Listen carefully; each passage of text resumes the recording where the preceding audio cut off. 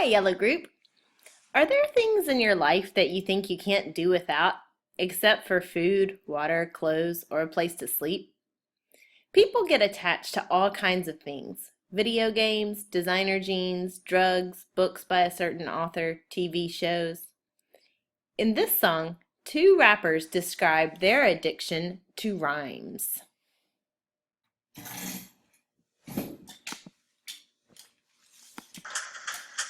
I can live with it. Yo, listen.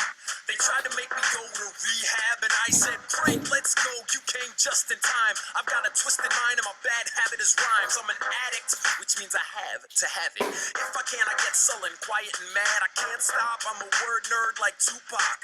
My pen and my pad's like my shield and my sword, and I'm ready to conquer any enemy with my metaphors. Rhymes satisfy and quench my thirst. If nothing rhymed with thirst, that would be the worst. I climb into a hearse made from a Ford Taurus. I like when people gather to sing in the chorus.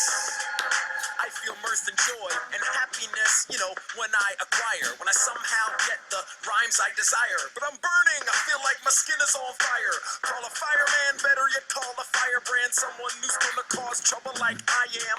I'm like a sailor on dry land until I get my hands on lyrics that sound like they line dance. I feel a magnetic attraction to verses. I steal rhymes from Biggie, but I never snatch verses. When I try to go cold turkey, it only worsens. So immediate action is needed. It's urgent. I think we lost him, Doctor. Nope. Wait, he's coming back. Yeah, I'm an addict for rhymes. It's automatic when I'm writing up the nicest of lines. Give me a pen and a pad. I'm ready to rap and write, so get ready for that. Yeah, I'm an addict for rhymes. It's automatic when I'm writing up the nicest of lines. Give me a pen and a pad. I'm ready to rap and write, so get ready for that. I know a few rhyme addicts, but I think none of that is me. The need to rhyme pulls me in like gravity. It seems to be a natural force, of course, but I can't quite put my finger on the source. It's something subtle. It's difficult to analyze, like the right amount of salt to put on your French fries. See, too much of a good thing can be toxic. I once ate a whole jar of mustard and got sick. I need to be more wary and more cautious about what I eat so I don't get nauseous. I need to conjure up a cure for rhyme sickness. I must create a remedy with magical quickness. I aspire to quit, I really hope it can stop. But no matter what I try, another rhyme just pops into my head and then falls out of my voice. I really am a rhyme addict, and it's not by choice. Yeah, I'm an addict for rhymes. It's automatic when I'm writing up the nicest of lines. Give me a pen and a pad. I'm ready to rap and write, so get ready for that. Yeah, I'm an addict for rhymes. It's automatic when I'm writing up the nicest of lines. Give me a pen and a pad. I'm ready to rap and write, so get ready for that. Yeah, I'm an addict for rhymes. It's automatic when I'm writing up the nicest of lines. Give me a pen and a pad. I'm ready to rap and write, so get ready for that. Hi there, Yellow Group. We're going to take a look at the first half of your vocabulary words today, and we're going to start off with the word acquire, which you may know already. The word acquire is a verb, and it means to gain ownership of something or to obtain by one's own actions. So, for example, only once he became the spokesperson for a brand of cereal could the rapper finally acquire the yellow sports car he always wanted. In this example picture here, if you've ever played the game Monopoly, the goal in Monopoly is to acquire money, but also to acquire houses and property. You probably play video games where you need to acquire objects or things. Our next word is the noun addict.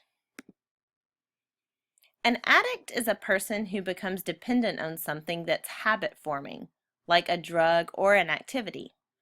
So for example, Kyle was a shoe addict. He owned more than 20 pairs. In this picture right here, the model is a texting addict. He can't put his phone down and stop texting. There's a lot of forms of addict, and I just want to look at those real quickly. Many types of drugs can be addictive, so it's using the word addict, but it changes the sound to addictive. You can even get addicted, as a verb, to the caffeine in coffee. Addictions, noun, can be very serious and sometimes extremely harmful. Our next word is the verb aspire. Aspire is a verb that means to desire something eagerly, especially something important or in the future. So for example, Beyonce always aspired to be a singer, but she never knew she'd become an actress as well. You probably heard Ms. Pimentel almost make the mistake and say inspired. Students get this word mixed up a lot. Aspire, aspire means to want something eagerly. So in this example, the astronaut aspired to go to the moon one day, and when he finally got there, he was very happy. Aspire is one of those other words that has another form. Check this one out. Even though Jojoba was young, he had lots of big aspirations. So here, aspire is a noun, aspirations. Jojoba had lots of things that he wanted to do in the future. Our next word is chorus. Chorus is a noun, and there's a couple definitions. The first is a group of people trained to sing together. So the chorus was invited to sing at the White House. It's another name for choir. Another meaning is the part of a song that's repeated after each verse. So the chorus to that song is so catchy.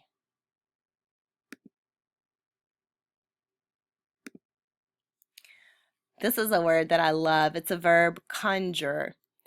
Conjure is a verb that means to make something happen or come into being as though by magic. So in this example, you see a magician and he's conjuring a rabbit out of a hat.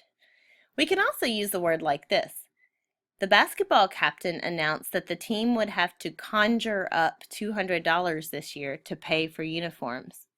So in this example, the team is going to have to make this money come up as if it's by magic. Now, they're not going to go out and wave a wand in the air and get money. It means that they're going to have to make it happen. They're going to have to conjure up the money. Our next word is the word firebrand.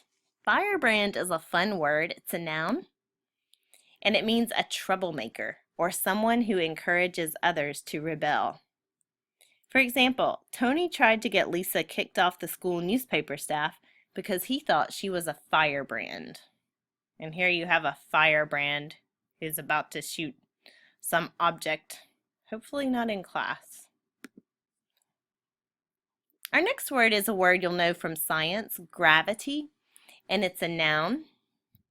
And you'll know the first definition of gravity, the force that makes objects fall towards the center of the earth or any other large mass. But I want you to take a look at this next definition of gravity, because this is one that might be new for you. Gravity can also mean seriousness. So for example, Chloe didn't realize the gravity of her dad's illness until he was rushed to the hospital. If you look at this picture of President Obama, he's thinking about the gravity of war, the seriousness of war. So his face is very serious. He is thinking about the gravity of violence and war.